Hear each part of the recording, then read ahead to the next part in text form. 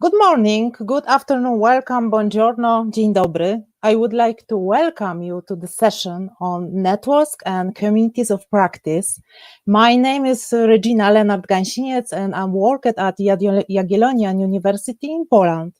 I'm honored to be here and I want to thank you for this opportunity.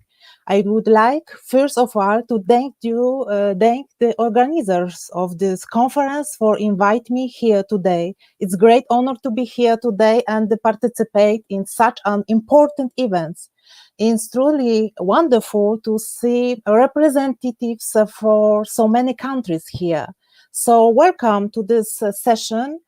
This will be a very interesting session. Before we get started, a few housekeeping announcements. We have just 1 hour, but we have 3 interested presentations, and each speakers will have 15 minutes for the presentation, followed by 4 or 5 minutes for questions and answers. So if you have any questions for our speakers, please send those, and we have a chat functions in the session. So anybody has any questions, we'll be having a questions and answer session towards the end. I'm sure that after the stimulating presentations, you would like to ask some questions or comment on some of the points the speakers made. So I'm pleasure to introduce our speakers for today. The first speakers are Wehn, Dilek Fraisl, and Joan Maso. The title of presentation is Practice what we speech, co-creating value and participates and in communities of practice on citizen science. So the virtual floor is yours. Thank you very much, Regina. I just want to check you can hear me. Everything is working okay. You should be seeing my screen. Welcome from my side. This is a triple presentation by myself, Dilek, Fraisl, and Joan Masó, on the communities of practice that we have created within the WeObserve project. And let me give you a little bit of background on the WeObserve project. We will hear more about it in the next presentation by Gerid Hager. But WeObserve exists in order to address 3 main challenges that stand in the way for the uptake of citizen science, but particularly also citizen observatories. The first one is awareness. There is a lack of awareness of what citizen science, citizen observatories have to offer and what meaning they can provide for citizens to get engaged. Secondly, acceptability of the knowledge, the data that citizen science, citizen observatories produce. Their value really needs to be demonstrated.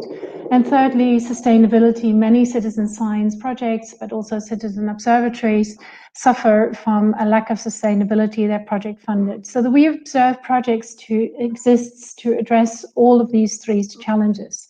We have a number of instruments, knowledge, a community of practice, a knowledge platform, and MOOCs that we have run. But today, in our presentation, we're focusing squarely on the communities of practice that we have set up to address these challenges.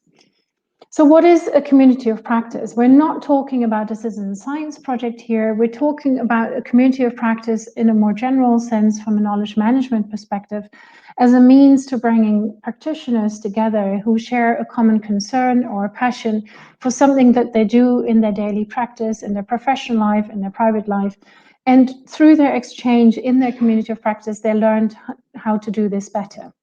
Now, WeObserve, we have set up 4 communities of practice, and they cut across the challenges I just explained to you, the awareness, acceptability, and sustainability challenge.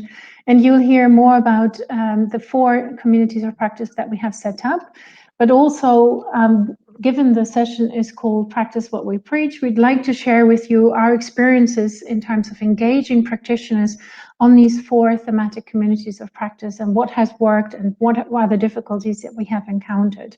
So we have an engagement and co-design community of practice, another community of practice focused on the value and impact of citizen observatories for governance, a third one more technically focused on interoperability and standards for citizen observatories. And last but not least, we have a community of practice focused on the Sustainable Development Goals. So the way in which we have done our setup of these communities of practice as a means of consolidating the rich experience and expertise that by now exists on how to deal with citizen science, we have come up with a consistent approach to co-create these communities of practice, where we launched in the first instance 3 of them, and then in a subsequent face-to-face meeting, the 4th one, the SDG COP. And you see at the bottom that we have a staged process where we initiate the invitation to for practitioners to join these communities of practice, and then have intense community co-design workshops with them face-to-face, where we dive deeper into what people are expecting on each thematic focus of each community of practice. And then we analyze these outputs and come up with an agreed inception report, so that the objectives of each community of practice are agreed amongst the practitioners, amongst the members, and then we have an endorsed inception report that then guides the work.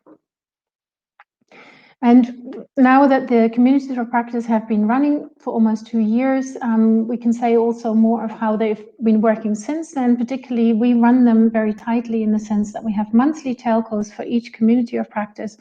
We do have what we call forums. These are face-to-face meetings running over 2 or 3 days, where the members of the community of practice get a chance to work together in face-to-face together in more detail on their different themes. And we've run by now 4 of those forums. And the next one we're planning to hold in October, most likely as a hybrid or an entirely online event.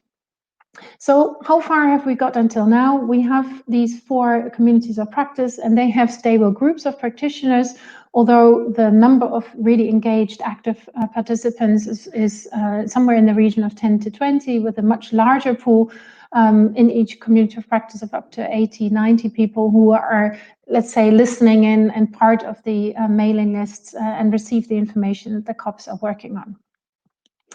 So we would like to share with you now in a bit more detail for each community of practice what we're actually doing, how we're working, and what kinds of results we have achieved so far.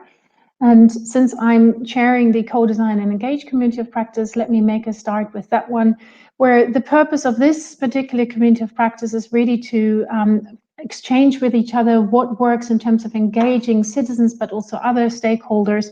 And from those of you who are working strongly on the engagement side in citizen science, is very well known that different forms of co-design can play a strong role of how we set up citizen science projects in the first instance, actually helps us to engage these stakeholders over time. So in this particular community of practice, we're trying to exchange also lessons learned on what has worked well and what has not worked well, so we can learn from that. And in particular, we started off, we found we actually need a common vocabulary. So this, but also some of the sister communities of practice have put together what we call a glossary. It's available online. It's also evolving over time. So these communities of practice, but also other members can of course contribute their definitions. Secondly, we're working on a paper of what we call a landscape of co-design practices. There is not one way of co-designing citizen science projects. There are different ways, and they work in different contexts and circumstances, depending on the resources involved and then depending on the thematic focus, etc. So we're trying to provide some guidance there of what co-design practices might work well in what kind of circumstances. Then, from a practice what we preach perspective, in terms of how have we kept our community of practice members engaged in the Engage and Co-Design COP, we found that yes, of course, we have our action plan laid out in the inception report, but we had to also keep very much in touch with what we call topical discussions. Thematic foci have come up with the bushfires in Australia, with COVID-19. We have come across the topic of Indigenous communities as very salient, and hackathons. So we try to build in these topics in our monthly telcos. Different members can represent, or we invite guest speakers, and we find that this keeps the community of practice relevant and interesting for our members. I would now like to hand over to Dilek Fraisl, who will talk us through the activities and results of the SDG COP. Thank you, Uta, very much. My name is Dilek Fraisl, as mentioned before. I work at the Center for Earth Observation and Citizen Science of the International Institute for Applied Systems Analysis, and I'm the chair of the WeObserve SDGs Citizen Science and the SDGs community of practice, or in short, SDG Scope. So why this community of practice? So Sustainable Development Goals, or the SDGs, are a roadmap of 17 goals, 169 targets to creating a sustainable future for all, as we heard today in several different sessions. However, it's not an easy task to achieve them or even monitor progress on them with our business as usual. So citizen science, though, has a lot to offer in terms of addressing the data needs to monitor our progress towards these goals and help achieve them in terms of the societal transformations needed. So the SDG Scope exactly focusing on that. So SDG Scope is an open platform that connects citizen science practitioners, researchers, national statistical offices or government officials, UN and other international agency representatives, and the broader data and statistics communities to share and exchange knowledge and resources or ideas on how to demonstrate the value of citizen science for SDG data contribution and impact. And we work towards this goal by doing research on how citizen science data could contribute to SDG monitoring and implementation, and implementing the results of these research studies through pilot work, pilot studies, and raising awareness, and many other things. For example, we got invited to the interagency expert group on the SDG indicators to present our work, and this is the group that produced the SDG indicator framework in the first place and consists of the representatives of the national statistical offices. We got, in the meantime, lots of attention at the UN level as well. For example, we were invited to organize sessions or present our work at the UN Big Data Conference, UN World Data Forum, or UN Environment Assembly in 2019, this one. Next slide, please. So here in this slide, you see a few of the concrete results that we produced. This includes a comprehensive analysis of the citizen science data contribution to the SDG monitoring that was published in journal Nature Sustainability, Sustainability Science, or a perspective piece of the citizen science community on the SDGs and citizen science that was published in Nature Sustainability. And there are many more others. You can read them on our website. In terms of the engagement, we probably follow quite a bit of different structure than usual. This is also valid for the WeObserve COPs in general. For example, our focus was not only one community only, particularly in the SDG Scope. We always explore the possibility of working with the global data and statistics communities, including the UN and NSOs. And these are the communities that are difficult to reach out to, and they require quite a bit of time. And our focus was not only on research, as we had diverse group of participants with different interests, different needs, and some of them just wanted to join meetings and listen and learn about others' work, or just to find out what the SDGs are. And therefore, our focus was to create an atmosphere where everybody feels comfortable with the type and amount of contributions that they are making actually to our community of practice. I think the key message here is that if we want to succeed in a community of practice, we need to be open and to keep co-creating, not only at the beginning and later as well, and be flexible for that. Throughout the whole process. And we really need to observe and try different things, and of course, to ensure that people stay engaged. And also financial support, of course, is a great way to keep people together, and because this provides probably face-to-face meeting opportunities, although this is quite difficult nowadays.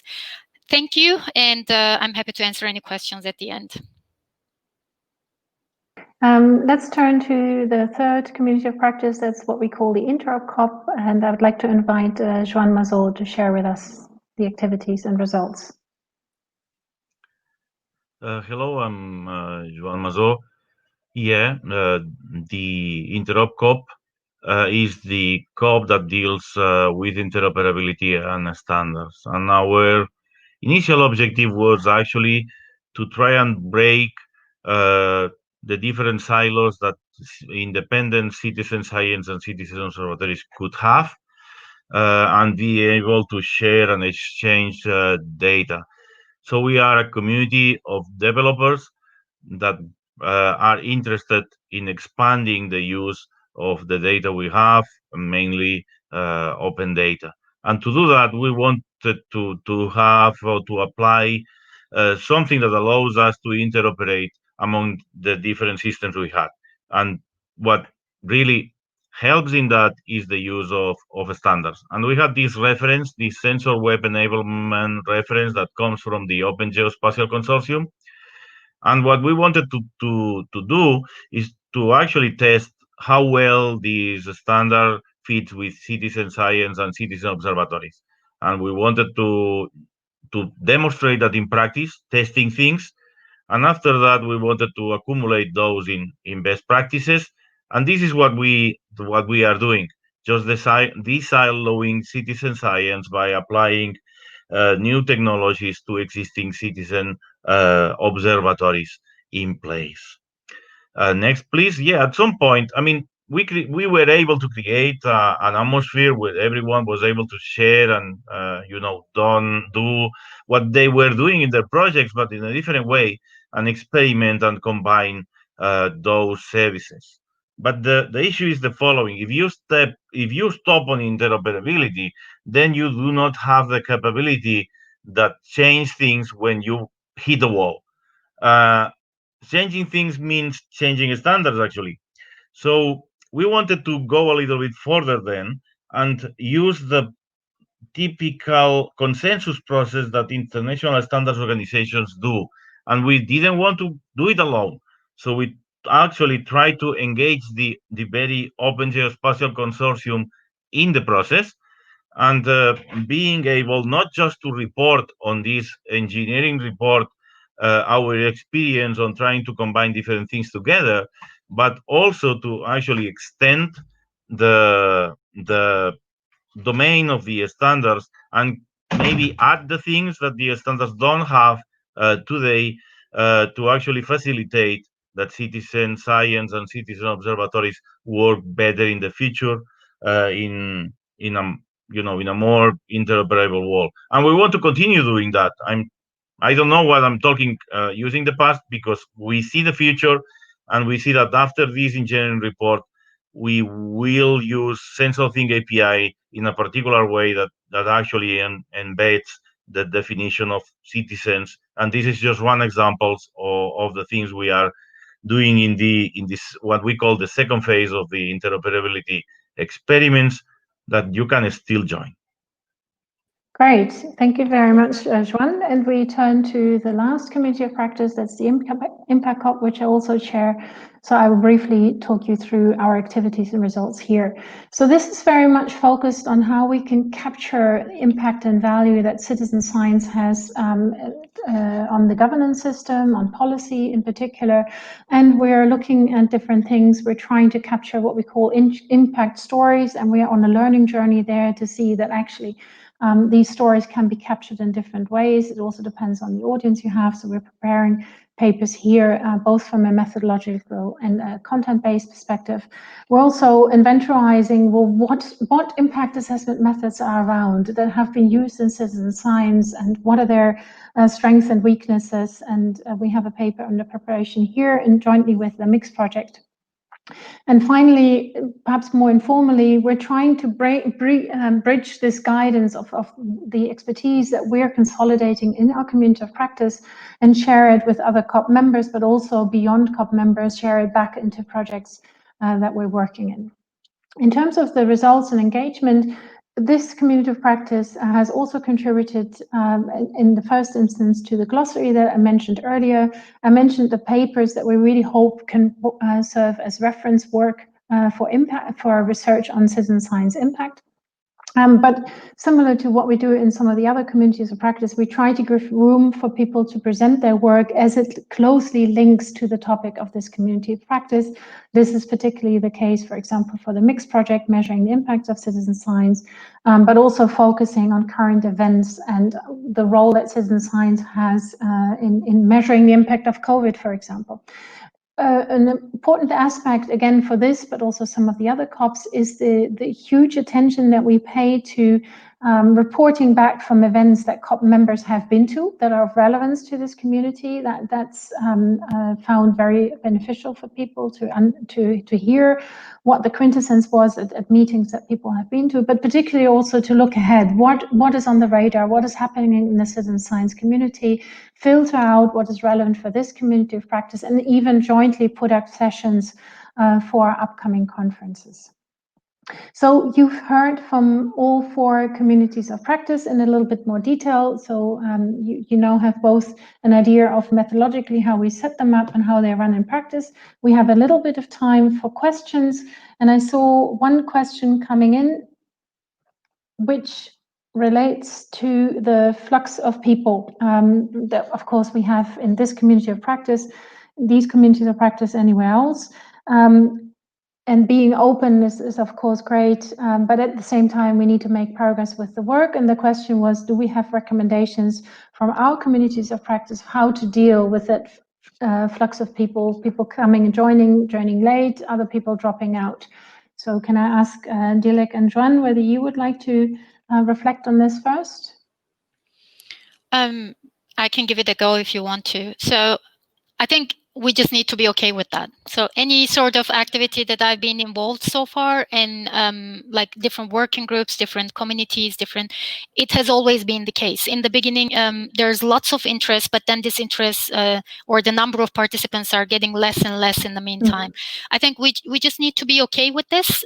This is there, but we need to also think about always strategies, as I mentioned in my presentation, to like how we could overcome that. What else can we do to have new people coming in, or that reach out to people that are really interested in joining this type of activities, and how we could keep them engaged?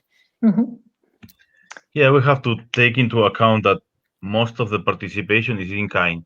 So, you have to accept that there are people that has some budget behind, they can participate, and suddenly, the project ends and other people replaces. But that's a good thing, actually, because this creates fertilization between the different ideas that are injected in the community, and those ideas are not lost. Absolutely. Yeah, and I would second both that in terms of atmosphere that we've created, but I think also practically we've done quite some efforts to make it easier for people to join. So, for example, when we hold our telcos, we co-create the minutes, so anybody can page back, through the previous minutes to understand. We have an inception report that sets out what the COP is about, what the objectives are, what our action plan is. So people joining the COPs late don't join them blind. There's quite a structured record. We have an online workspace for each of the COPs. We have another question to say, is it possible to include non-academics, non-technical participants in the COP? I think if we are particularly talking about the SDG Scope, this is of course possible. I think in other COPs as well. I mean, these are open platforms that whoever interested in participating and sharing their experiences, sharing their work, and learn about other people's work, of course they are more than welcome to join. And the contribution that they want to make is entirely up to them. How much of the work they want to volunteer to contribute to, and how much. And we also, this relates a little bit of the previous discussion about how we can keep people engaged and things like that. This is also about a little bit providing right incentives to the right people in the way that they want to stay engaged. Yeah, but I think we have to be fair and also say it's actually not been that easy to involve non-academics. So many of the COP members are more from the academic field of citizen science practitioners. That's why there's also, as you will have noticed, a strong emphasis on writing papers together. That's the way how academics consolidate knowledge. We've had a much smaller percentage of SMEs, private sector, other types of stakeholders joining us, sort of tapping in, but then leaving again because writing papers is not their modus operandi. It's not, in terms of incentives, it's not a major incentive for them. So we're still also trying to find the balance with, on the one hand, wanting to consolidate, put on paper what we know, what the communities of practice know, and then not leaving people out whose primary business or interest is not writing papers. Yeah, Joan, I wonder for your Interop COP what the situation is. Yeah, well, that's mainly true. You could suspect that in the case of the Interop COP, where more technical people are and companies that are collaborating with the citizen observatories could participate and SMEs could participate better. But the actual reality is that companies are very busy, so sometimes they don't have the capability. Some of them approach us and make contact with us, but in the end the active persons are still more the academics and the research institutions. In our case, we are trying to be inclusive, of course, and even if you are not a techie, we discuss things, we explain things, so you can approach us. Don't get scared by the technology. Yeah, great. The next question asks, building a community of practice in times of COVID. If you allow me, I will take a shot at answering this one first, because this provides a nice opportunity to show that the way in which we've built the community of practice in WeObserve was, of course, face-to-face, a consistent co-design approach. And we recently have a spin-off activity, that's a community of practice on citizen science and open science that we wanted to found, but in times of COVID. So we found ourselves in a situation where we couldn't do it face-to-face. Moreover, this is a truly global community of practice where we found ourselves across all time zones around the world. So what we ended up doing to say, yes, we still want to co-design, we want to take people's perspective into account, but we do it in online workshops. We looked for platforms that we could use to still work with each other very creatively. And we did it in 2 workshops, one in the very early hours of the European Day and one at the end of the European Working Day. And that way we were able to straddle people joining us all the way from Australia to Latin America, US, throughout these 2 workshops, and then putting the findings together in a joint inception report. I wonder whether Dilek and Joan, you have any additional thoughts on how to set up a community of practice in times of COVID? I think it's quite important, and most of the participants, I guess, here are aware of cost actions, and they are about networking, and they're about bringing people together time to time through working group meetings and a lot of other things. So as part of the SDG Scope, or most of the members or participants of the SDG Scope, along with many other people, we're trying to now create a proposal for a cost action on the SDGs and citizen science. And we are going to take the experiences we learned from WeObserve, and then we are actually planning to create new cost ideas about like how we could actually also make these communities of practice or cost actions not only about bringing together people physically, but also working through online new ways of working like we're exploring right now. That's already taking us into the, okay, Joan, you wanted to comment, go ahead. No, I just wanted to say that in the interoperability COP, one of the possibilities was to organize hackathons. And you know what a hackathon is. You take a handful of people, you close them in a room for 2 days. Not possible anymore. They are going to end up all contaminated. So in this case, we had to, stretch our imagination and invent these virtual sprints that are a little bit different. It's difficult to keep the people developing for 2 days if they are at home and they have other obligations simultaneously. We definitely have been impacted by the COVID pandemic. But we keep exploring other ways of doing our interoperability experiments in a more extended way. Yeah. And the same goes also, let's say, for the future of these communities of practice in terms of sustainability. Dilek already alluded to the cost action for the potential continuation of the SDG COP. We're taking each of the communities of practice as we're running through the last 6 months of WeObserve funding through a sustainability exercise, if you like, because the principle on which we work is that these communities of practice should only exist for as long as they add value. So I'd like to start wrapping up our discussion. To just summarize to show that the 4 WeObserve communities of practice we have told you about are now well established and also in the scientific and international community as reference points. We found that we use various forms to consolidate knowledge, papers, reports, glossary, etc. And the added value for the members is both the consolidation of knowledge and exchange of knowledge, but also the networking, knowing and enhancing their network of peers. We have established various links also with the GEO community, helping the GEO community in turn to achieve impact.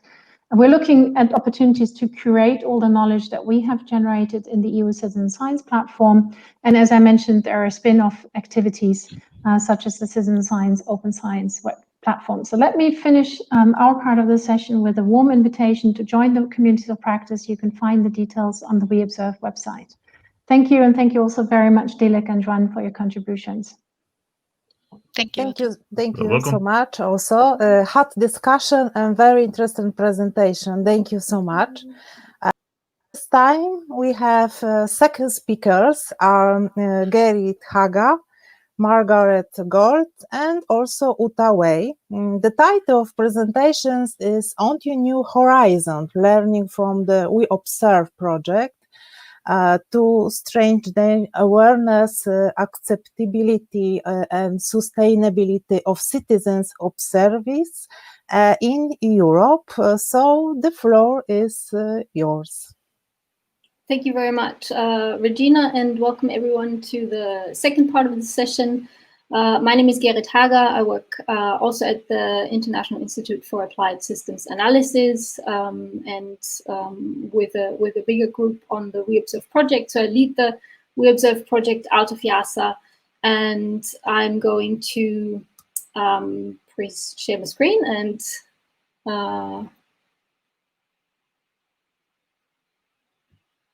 then present some of the learnings from the WeObserve project.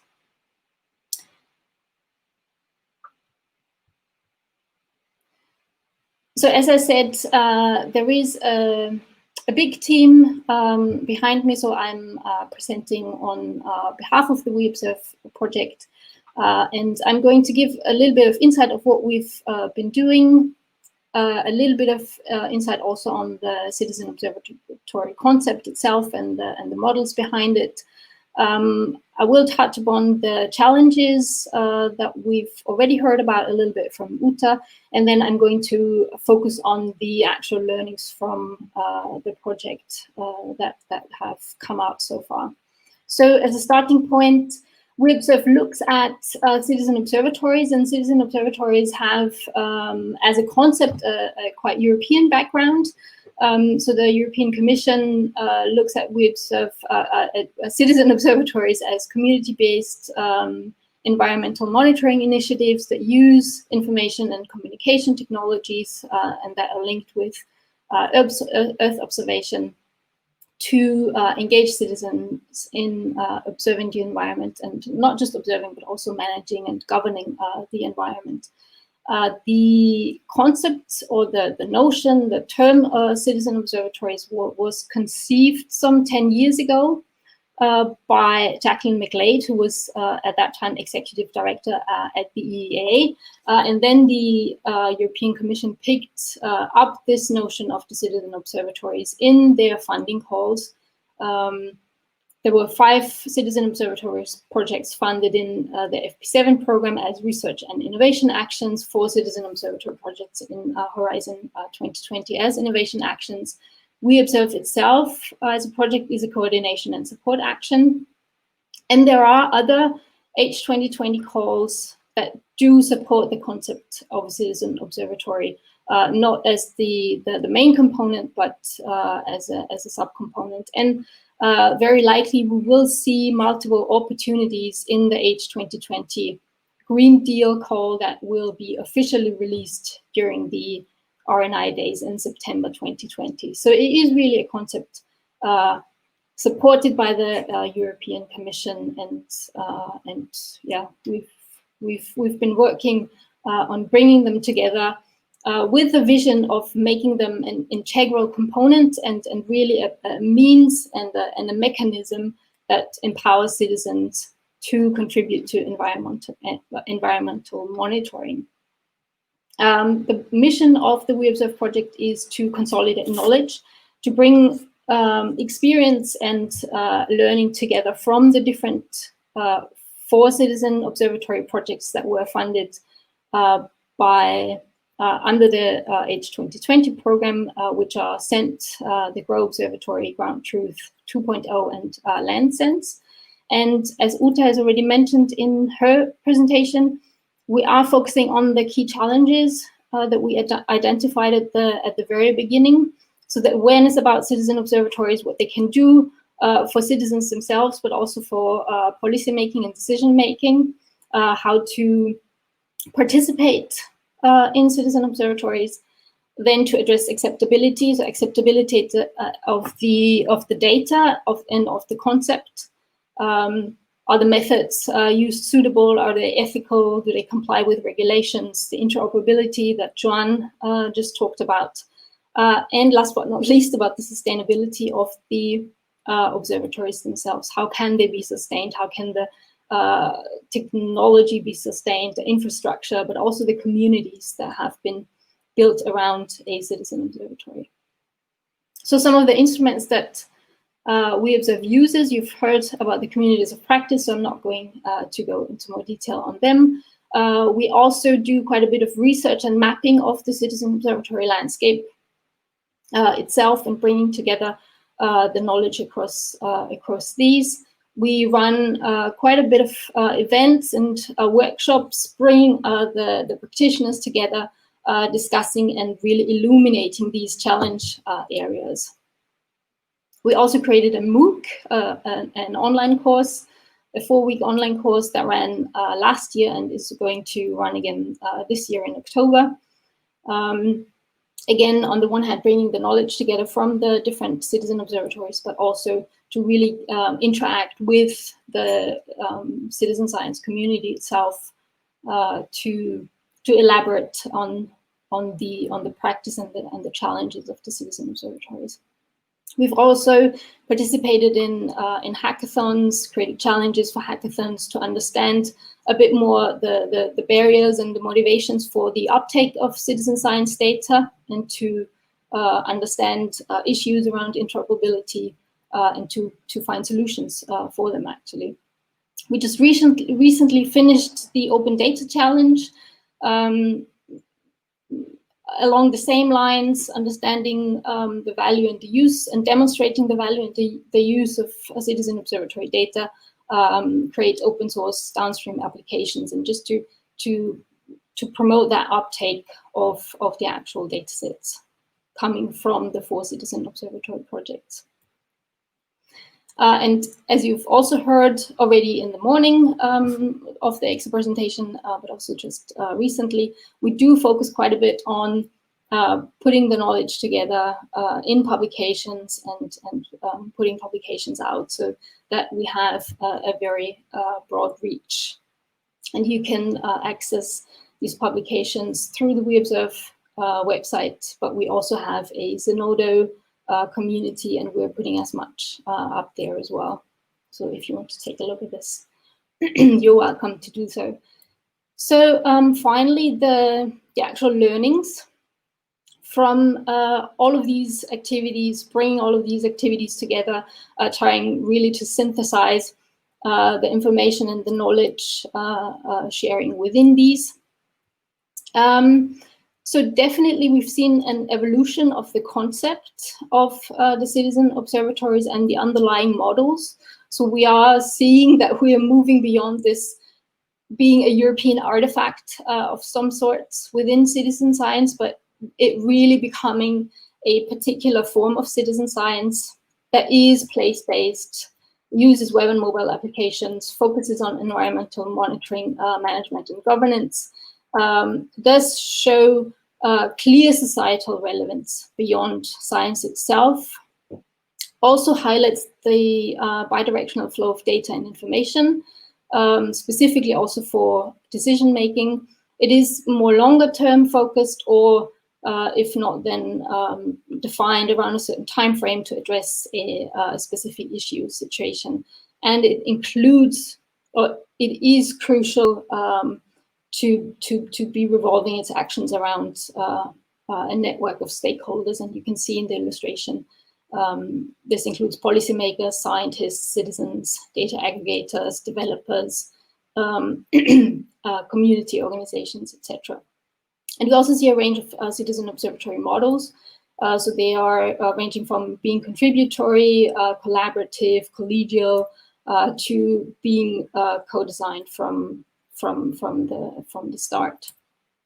We also have great evidence of actual impact of the citizen observatories, and we've also looked within WeObserve more into the impact potential. So the impacts include improved scientific knowledge and Earth observation and ground truthing, so validating remote sensing data, for example. We see a great deal of educational impact and citizen empowerment through the access of data. We have seen individual behavior changes, improved services and decision-making tools, also improved disaster and risk monitoring. Public-private dialogue has been newly established. We've seen new citizen groups being activated, new partnerships, private-public partnerships sort of growing out of these initiatives. We've also seen lower expenditure costs on in-situ data collection deliberately, change of institutional practice, and the support for an improved implementation of new policies. So there is a range of impacts. These are not all of them. They're really just a selection of what we can evidence from what we have seen from the different citizen observatory projects. And we have also within WeObserve looked more specifically, and Joan has mentioned that already, into the impact potential and the potential of citizen observatories to integrate with GEOS and Earth observation. Also, Dilek has presented twice today the work on the SDGs monitoring, so citizen observatories could contribute to the monitoring of 40% of environmental indicators. We've also understood that the challenges that we identified in the beginning are very much interlinked, and if we want them to become solutions to each other, the design of the citizen observatory needs to create this reinforcing feedback loop. So from the onset, really look at awareness and engagement, establish these place-based communities, foster data quality, ensure the use and acceptability of the data. Very important to communicate the value and demonstrate the impact and design for sustainability. We've also understood the enabling environment a little bit better. So the sum of conditions that enable a citizen observatory to function, to deliver value and impact, as well as to sustain its activities. And 4 pillars there are really the network of the stakeholders. We've heard a lot about that. Really work on these interlinkages and link with communities of practice, place-based communities, etc. Also crucials are the available skills, the capacity building, and the knowledge sharing capabilities, the technology, the reliability of the technology, the suitability, but also the implemented infrastructure standards and how they can be maintained longer term. And then last but not least, the legal policy and funding frameworks that support the flexibility and sustainability. We submitted this abstract to this original conference theme around Horizon Europe. So we wanted to really highlight how Horizon Europe provides opportunities for citizen observatories. So on the one hand, in its mission orientation, really to achieving goals with impact for society, and citizen observatories are well placed to support this. Also within the aims of Horizon Europe, we find a good match and a good opportunity for citizen observatories to develop and to evolve even further. Also within the thematic clusters of health, climate, and food, but also within the other clusters. So there is a lot to explore for citizen observatories in the thematic clusters within Horizon Europe. The research and data infrastructures that will be developed further. So we need to consider the citizen observatory requirements there, and also for the creation of new markets and really exploring the citizen observatory as a business model and in terms of its value creation. But Horizon Europe does not only create opportunities for citizen observatories. We believe that citizen observatories also provide a suitable and really well-tested mechanism already that can support the delivery of the Horizon Europe ambition itself. So in terms of citizen and stakeholder involvement and participation in delivering on the citizens' priorities, in being able to address the socio-ecological challenges and providing a mechanism to do that. In light of the time, I'm just skipping through this a little bit. And as we've seen, helping to monitor and achieve the SDGs. And there are a bunch of recommendations that we put forward, which I won't be able to run through anymore. If you want to take a look at the details of this, please look at our policy briefs, at the Lisbon Declaration, at our publications and reports. So thank you very much. And I will stop sharing my screen here. Yes, thank you so much for a very interesting case study. We have small time, so 2 quick questions, and please 2 quick answer. This project will be continued, and another one, do you have evidence of individual change behavior? How did you measure it? So have I understood the first question correct, whether this project continues? Yes. Okay, so WeObserve will continue for another half a year, so it's going to end officially at the end of March next year, but also Dilek already said there are, especially coming from the COPs and other activities within the project, there are already spin-off activities, and definitely we will keep the momentum and try to advance on these activities. And the second question was on the individual behavior change. Yes. And how we measured this. Yeah. So my answer to this, and maybe Uta wants to come in on this as well, but each citizen observatory had their own way of measuring their impact.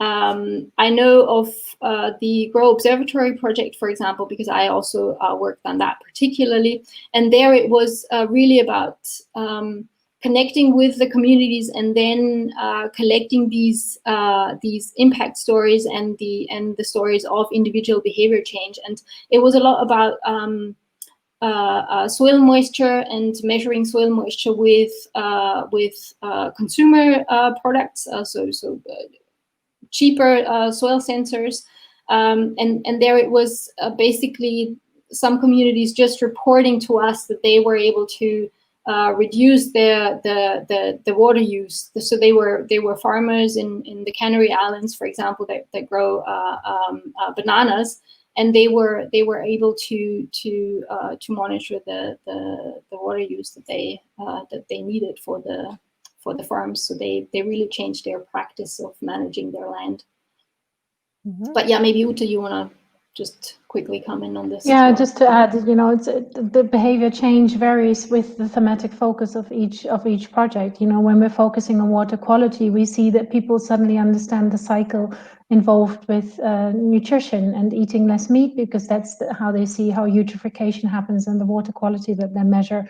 Or when they measure air quality, they suddenly pick up their bike more. They choose different routes to work because they know which routes are now very strongly polluted, and they start talking to the neighbors to tell them to stop using their car to get bread from the corner shop. So these are all, very micro level examples of behavior changes that happen at a very personal level.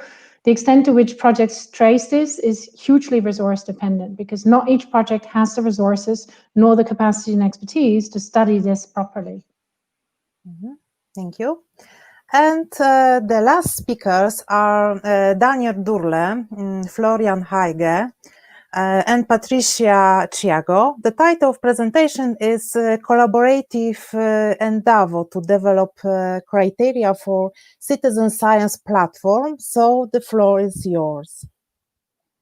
Thank you very much. I would like to add that I'm the only speaker right now, so my colleagues will be in the chat and following the questions you post. So if you have any questions, please just post them in the chat and my colleagues will try to answer them right away. Since our time is very limited, I will get to it right away. Just let me start. In the next 10 minutes, I would like to present you the work of the EXA Working Group on Citizen Science Networks. I am one of the chairs of this working group, and I'm also one of the founders and coordinators of the Citizen Science Network Austria and its associated platform Österreich forscht. The work of the EXA Working Group is the collaborative endeavor of to develop criteria on an European level that helps citizen science project platforms to decide which projects they list. So I will talk a little bit about what citizen science platforms are in our understanding, why they feel the need to have criteria that help them to decide which projects they list and present. I will also talk about the aims of the EXA Working Group, how the underlying process is that will be used to develop these criteria. And last but not least, the most important point, why we need you for this. So what are citizen science platforms in general? So in our understanding, citizen science platforms share different characteristics. These are the main ones. So they display and present citizen science projects to an interested public. They are making the public aware of existing citizen science projects, providing some information on them, and therefore help projects recruit citizen scientists, which is especially important for new citizen science projects that want to attract the first bunch of citizen scientists to get started. And many of these platforms not only use their website, but they also have additional channels they use, such as social media, blogs, or newsletters to spread the information as broadly as possible.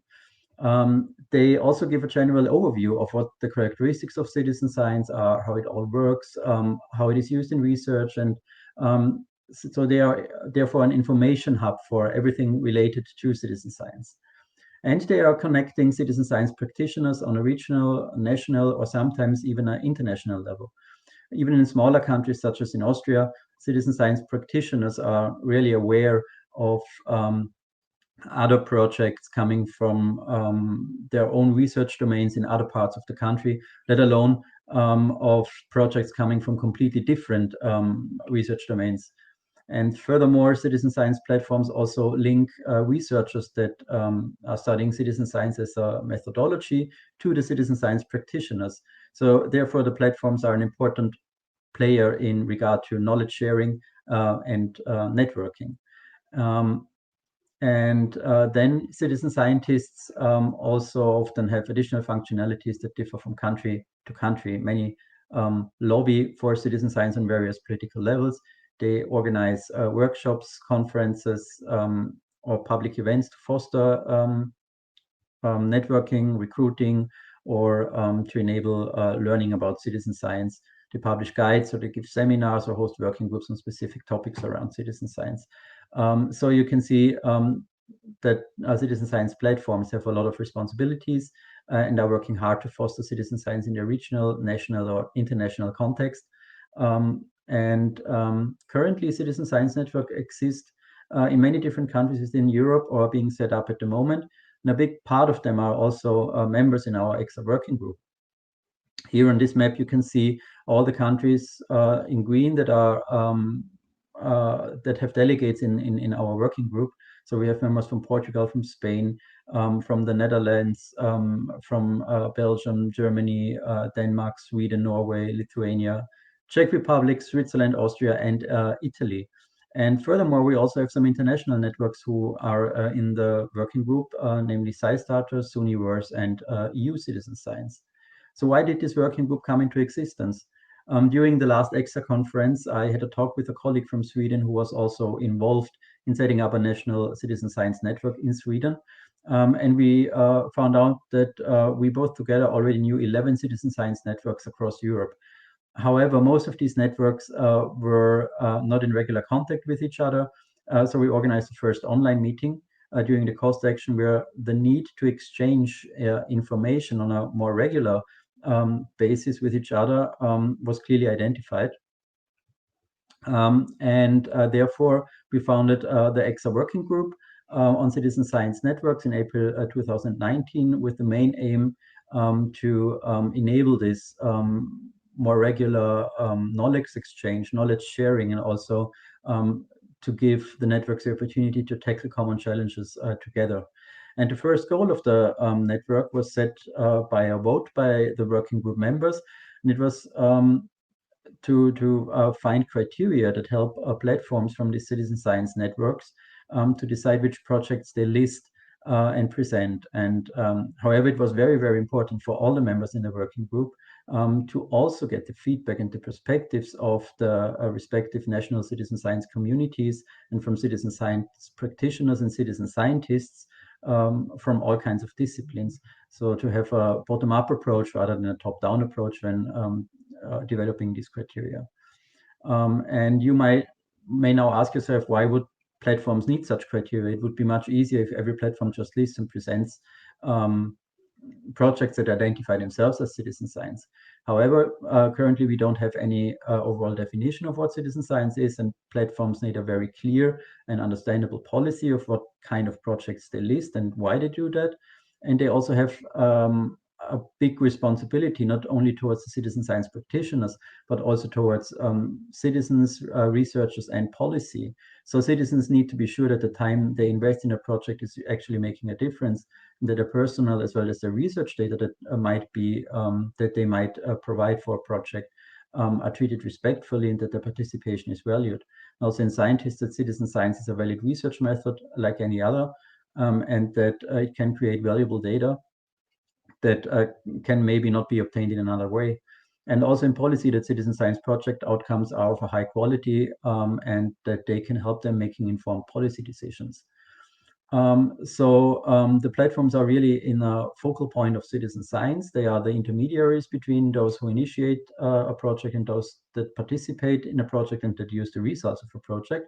And now I would like to briefly focus on the process. So this might look a little bit confusing, but we will go there through step by step.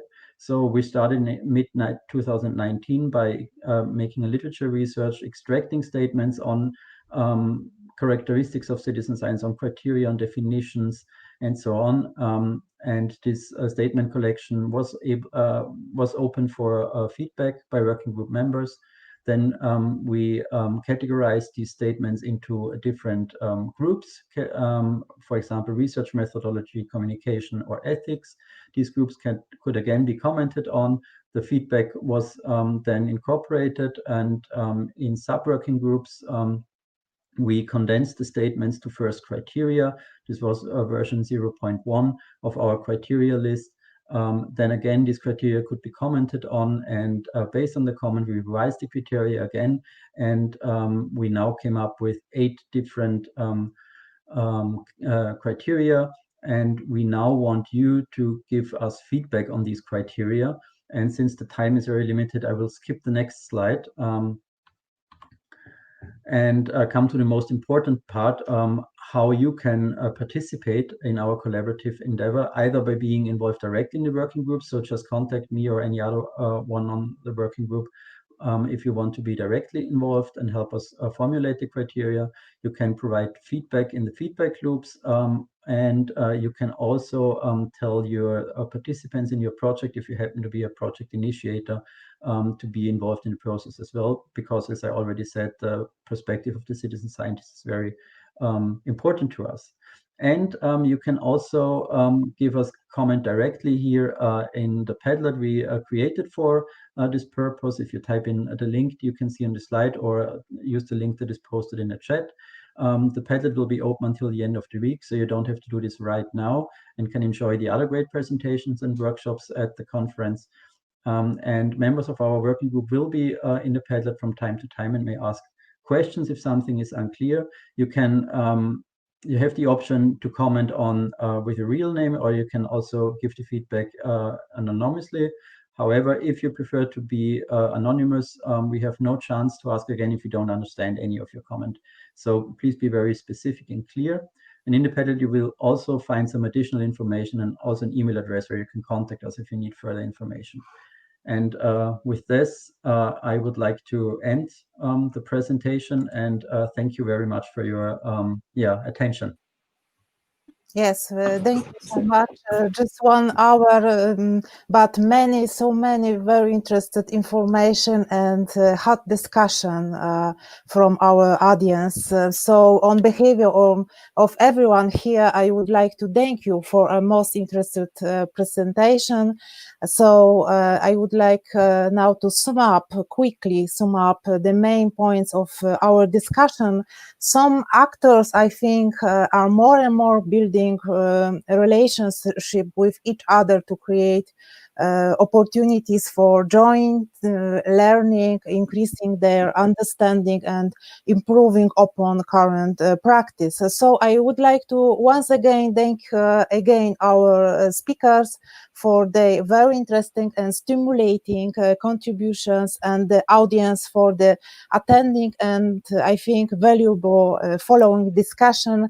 Thank you so much, guys. Good job. Thank you.